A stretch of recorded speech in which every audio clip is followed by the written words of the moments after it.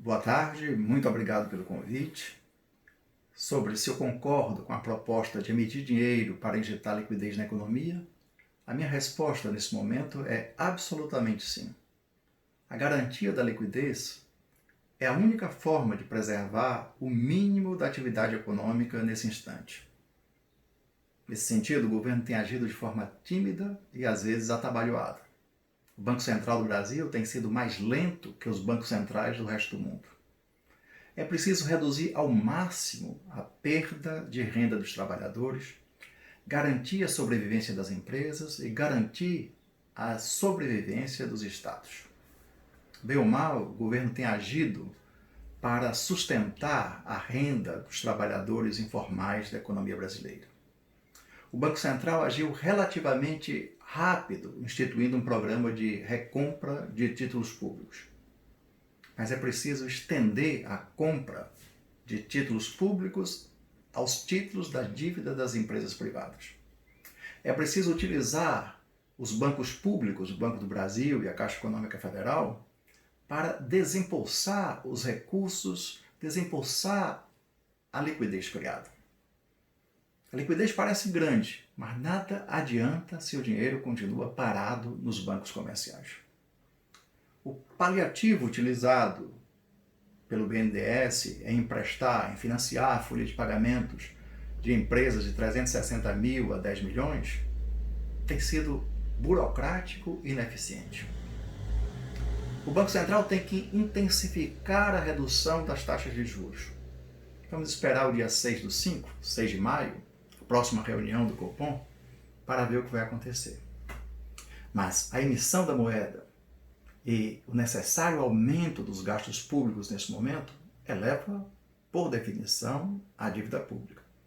Reduzir os juros é o caminho para minimizar a sobrecarga do serviço da dívida. Reduzir os juros é fundamental para garantir o mínimo de crescimento e reduzir a relação dívida-PIB. O Congresso Nacional precisa compensar, votar com urgência, a perda de receitas dos estados e municípios. Votar com urgência a compensação da perda de receitas dos estados e municípios. Nós já estamos há um mês da quarentena e a queda na arrecadação dos estados tem sido imensa. Os estados não têm capacidade de criar moeda.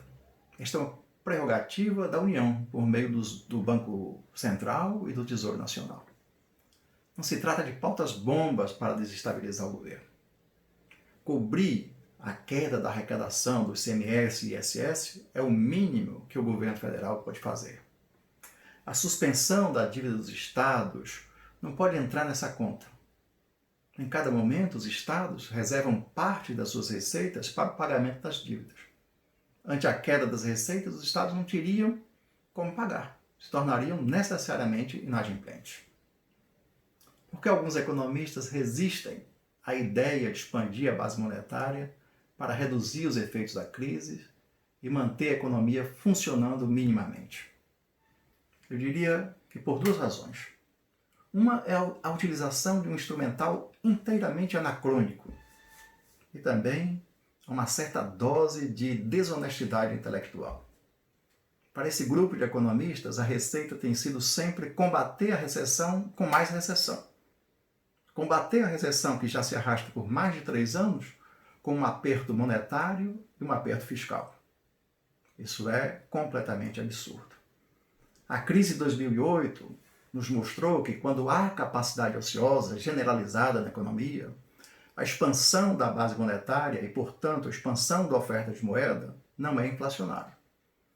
Desde então, desde a crise de 2008, nós assistimos a uma expansão monetária sem igual na história do capitalismo.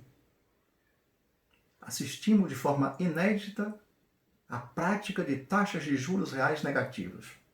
Entretanto, a inflação das economias dos mundos desenvolvidos continua muito baixa. Os críticos da expansão monetária desconsideram a realidade e se apegam a modelos que relacionam de forma mecânica a expansão da oferta de moeda e a inflação. É certo que todo aumento da oferta de moeda, em situação de pleno emprego, é um potencial gerador de inflação.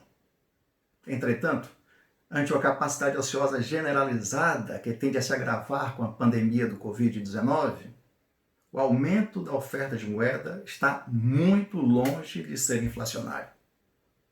Nesse instante, não há excesso de demanda ou expectativas inflacionárias que façam com que o aumento da oferta de moeda provoque uma elevação dos níveis de preço da economia. Mais tarde, durante o processo de recuperação e redução da capacidade ociosa, aumento do uso da capacidade instalada, o Banco Central pode fazer o caminho inverso, reduzir a liquidez para ajustar a demanda, a capacidade de economia e seu PIB potencial. Eu aviso, se não agir rápido, o choque de oferta ele pode elevar os preços, principalmente os preços dos alimentos. Nesse sentido, sofrerá mais fortemente a população mais pobre. O governo tem apontado como alternativa a proposta do ministro da Economia, queimar as reservas cambiais. Nesse momento, isso não é, em hipótese alguma, uma boa ideia. A crise vai acelerar a queda dos investimentos diretos estrangeiros, reduzir as exportações brasileiras e dificultar a obtenção do equilíbrio do balanço de pagamentos. Se sofrermos uma crise do balanço de pagamentos, estamos longe disso, mas não podemos descartar. Se isto acontece, perdemos o controle sobre a taxa de juros. Porque ante a crise do balanço de pagamentos, a taxa de juros passa a ser determinada pela paridade não coberta. E aí o Banco Central perde o controle sobre a oferta de moeda da economia. Que outras medidas podemos fazer para impedir uma derrocada maior na economia brasileira nesses tempos de isolamento social? Ora, os gastos públicos, os investimentos públicos terão que ser retomados para puxar os investimentos privados. Os investimentos públicos só concorrem com os investimentos privados quando há uma situação de pleno emprego. Do contrário, investimento público e investimento privado, eles são complementares. É preciso retirar do teto dos gastos os investimentos em infraestrutura e meio ambiente. Não há efeitos de deslocamentos dos investimentos públicos e privados. A ideia de austeridade expansionista não encontra nenhum respaldo em estudos empíricos. O que os estudos empíricos demonstram é que os multiplicadores keynesianos variam com as fases do ciclo econômico. São maiores durante as fases de recessão e perdem força durante as fases de expansão. Mas nunca são menores que a unidade. Nunca geram efeitos negativos sobre a atividade econômica. Também não há comprovações empíricas que a partir de um determinado limite da dívida pública, os aumentos dos gastos comprometam o funcionamento da economia. Não podemos esquecer que essa ideia foi construída em cima de dados falsos de planilhas eletrônicas. É isso. Muito obrigado.